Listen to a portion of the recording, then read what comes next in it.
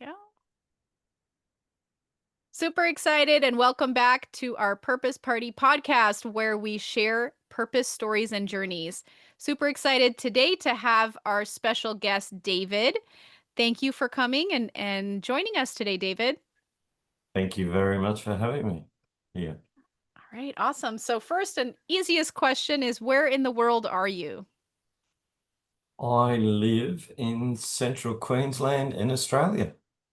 Awesome. All right, beautiful down under.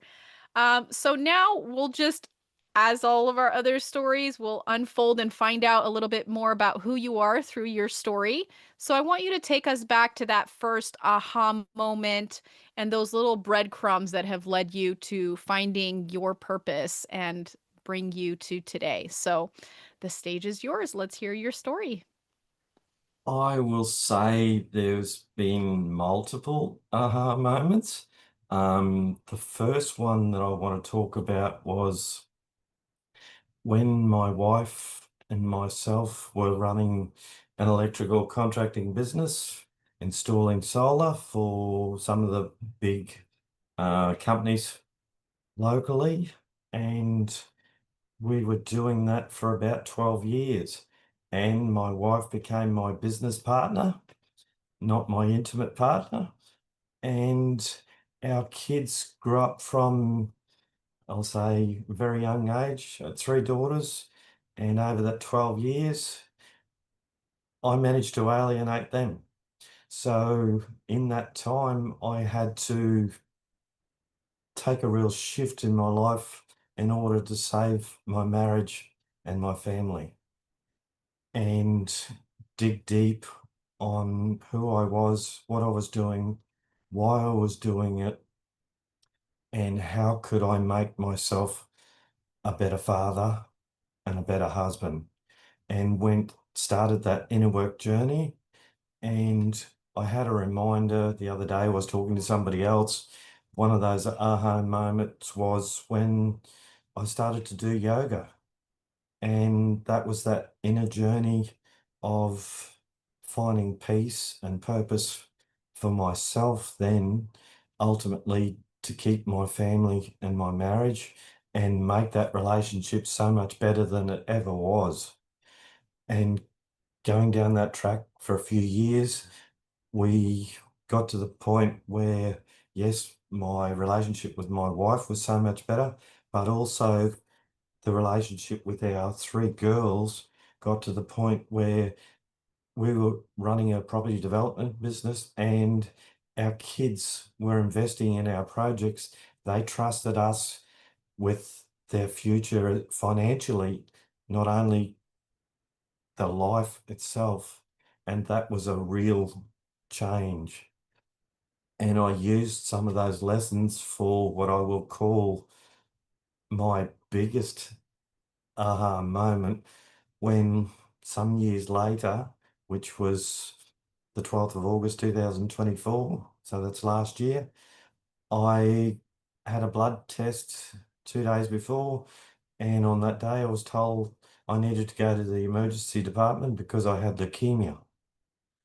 So from there, within 24 hours, I was sitting in a hospital bed, being jabbed, taking blood samples, giving me um, intravenous injections so that they could actually take a bone marrow sample, because if they didn't, I would have bled out. From there, I went through my first lot of chemo and I had a lower intestine infection, which I had some very strong painkillers, which at times are renowned to give you all sorts of hallucinations at times.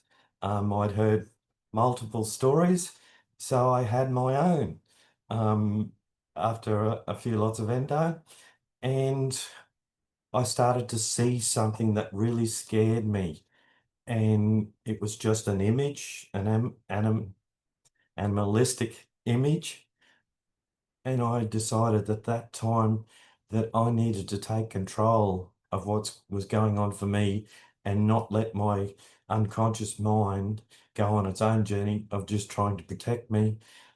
within 12 hours, I was able to turn that into something that was so much better for myself. I could see myself as a blood cell running through my body, repairing it and taking control and getting the outcome that I needed so that I could survive.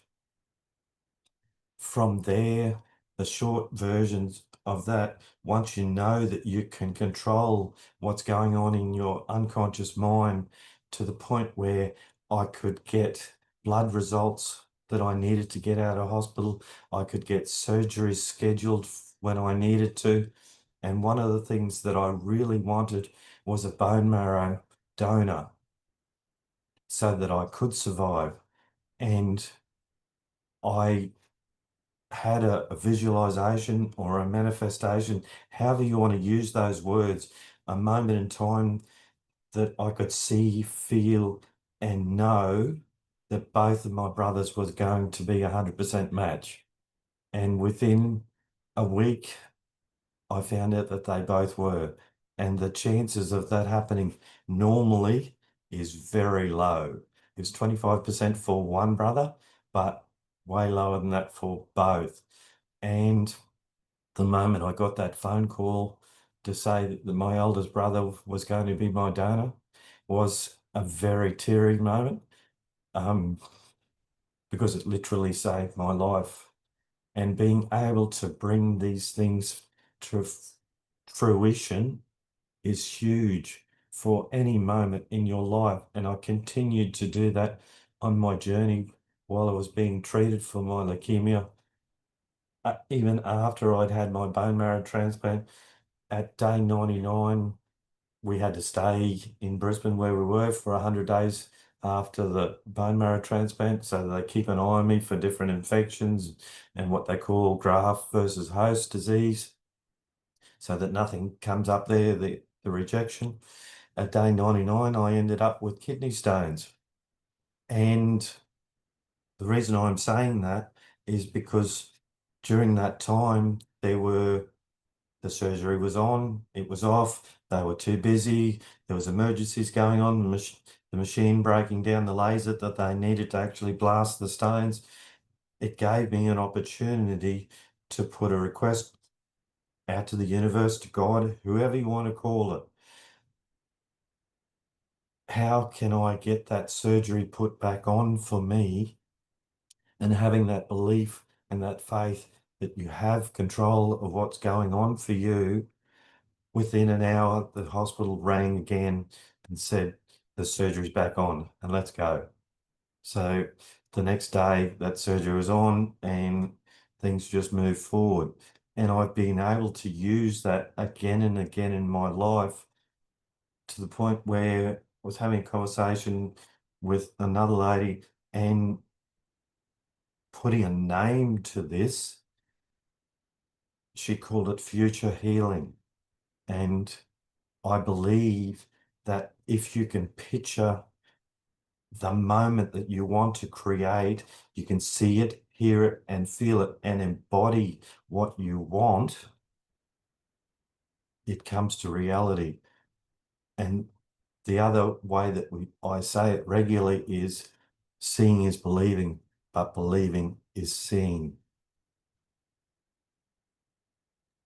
Wow, what an amazing journey. And just want to celebrate. Thank you so much for sharing, going from a electrical background to literally electric healing, healing your body with this future healing. That is so amazing. And I've actually seen that firsthand, what you just said, believing is seeing. Uh, I had a friend that she was 6 months pregnant and she had stage 4 cancer, and the doctors told her to go home.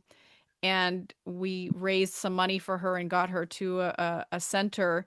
And normally it would take about three weeks, but it took her 6 weeks because she was pregnant. But just like what you were saying about that blood cell traveling around your body, curing yourself, she knew the moment that the cancer had left her body.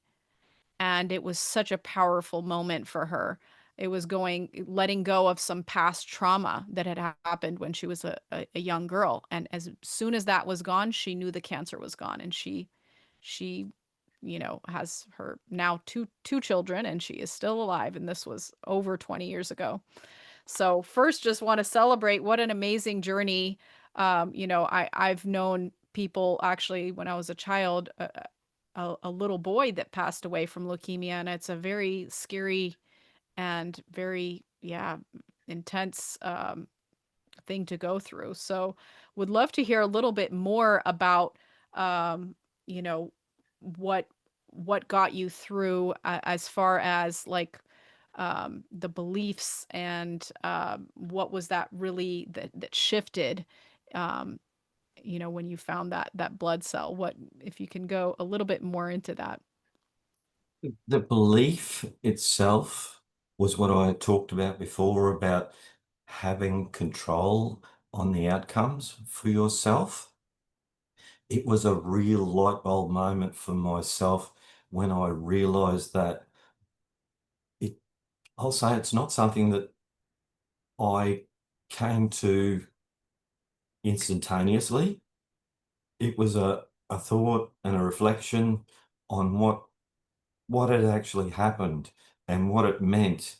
And along with the next stage on that sort of thing for myself, I saw a whole lot of life events unfold for my future. And they're things that I'm slowly bringing to reality. And doing these sort of things is part of that. Doing, and if I step back a couple of moments, when they were, when I first went into hospital in the Royal Brisbane, when they were doing those tests and stuff, I said that I was going to come out the other side of this stronger, more purposeful, more powerful. And they're those thoughts that you talk about. And by using those thoughts continually along the journey, along with a lot of other tools that I use, which I can talk about as well, but having that purpose that's bigger than yourself is so much um, a draw to drag you through whatever's going on for you. It doesn't matter. And there's other things that I talk about for within the coaching groups where somebody talks about they might be embarrassed for something or something might be uncomfortable. There's, I reflect with them when I was having that infection, the pain that was going on for that, and this was 24 hours a day, and it only went on for a few days. Yeah, okay, I really wanted to get out of that space, but everything going forward will never ever be as bad or as painful as that moment. And I use that as a means of encouraging myself and for other people to share their stories and to do things that are uncomfortable for themselves because they will always have a moment in their life that will never be as painful as sharing their stories or stepping out of their comfort zone for something that they might see as significant, but it's not as significant as things that they've already done in their life. Right, I love that because that's what I'm all about, is encouraging people to share their stories because they have, like I said, they've already gone through the tough part. Then, when you share your story, then you're able to help other people get through that and hopefully not make the same mistake or learn, from your mistakes.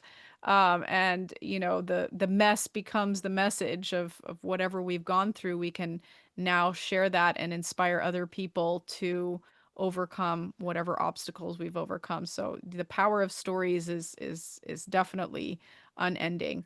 What would you say are some of the values that you hold dear to you that really help you get through day to day? Um, there's always somebody there to help. There's always somebody who knows something that you don't, and don't be afraid to ask for the help.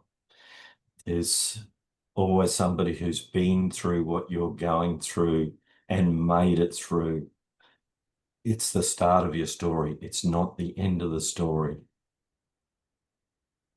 Um, I tend to believe and see that there is, and I know I mentioned this before, a higher power, whether it's God, whether it's source, whether it's the universe, whatever you want to call it, that has a purpose for you, that will be leading you through to a place where something will always be better than where you currently are. There might be some bumps in the road, but it will always be so much better on the other side. Couldn't agree more. Having that foundation and belief of just knowing, for me, I definitely say, God is always with us and helping. He's like the beacon of light, whether we want to open our eyes and see whether it's there, it's always there. So, when you're alone, like the just knowing that is such a comfort because, going through tough times we may be surrounded by people and still feel alone. And so just having that connection and just knowing that he's always there is so transforming, and really really awesome. What would I you mean, What's that? sorry. Having that faith is huge. Yes, yes. Faith in yourself and faith in what's going on for you. Mhm. What if you can dive a little bit more into future healing? That was a really cool phrase that you shared. What would you share for anyone going through something traumatic in their healing journey?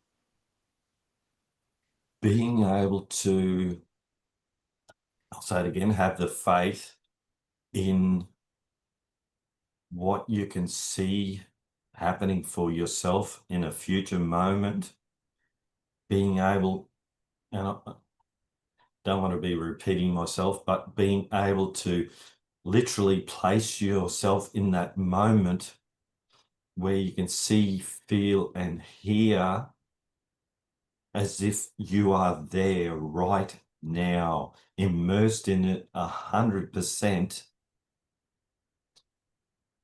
and being able to believe that you can bring that back to you as you stand or sit wherever you are now, and believing that it has already happened is a life-changing moment. Absolutely. I mean, that's just it's a very similar concept to, business and having vision boards.